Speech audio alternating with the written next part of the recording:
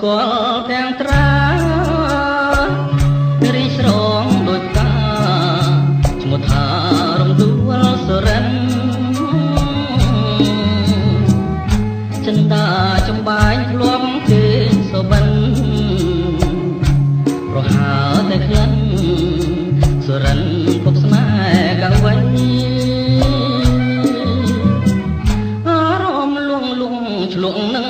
សម្រងសពភ័ណ្ឌសំផង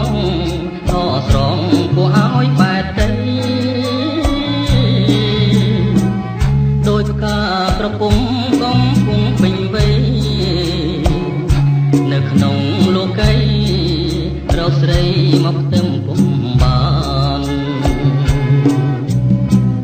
កាមានស្រទាប់ដោះជាប់នឹងមេឃរំដួលចម្លែកក៏ផ្លែក្រអូបរកគ្មានណារំដួលសរិនល្អហួងក្តីស្មានប្រសិនតែបានលោកប្រាណរៀមអងទុំខារៀមកេងមកមើលបង្ហើចិនស្មោះជានាងរៀមរួងក៏ព្រួងរសជាតិមកផារំដួលសរិនសូមទានមេត្តាជួយប្រងសង្ខាចិន្តាដែលបងប្រឹងស្ម័គ្រ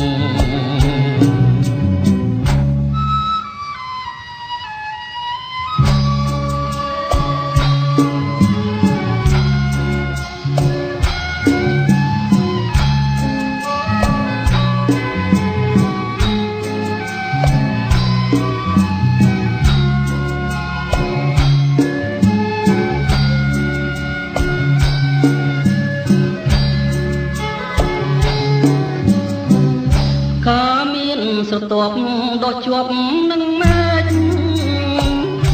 រំដួលចម្លែកក៏ផ្លែក្រអូបរកគ្មានណា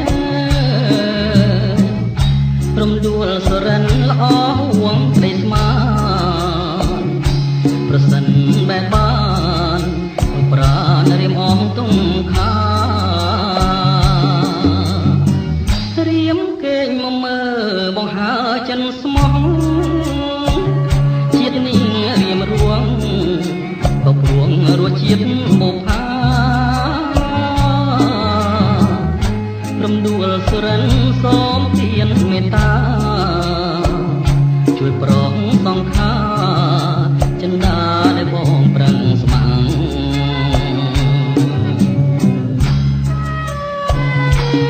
្រ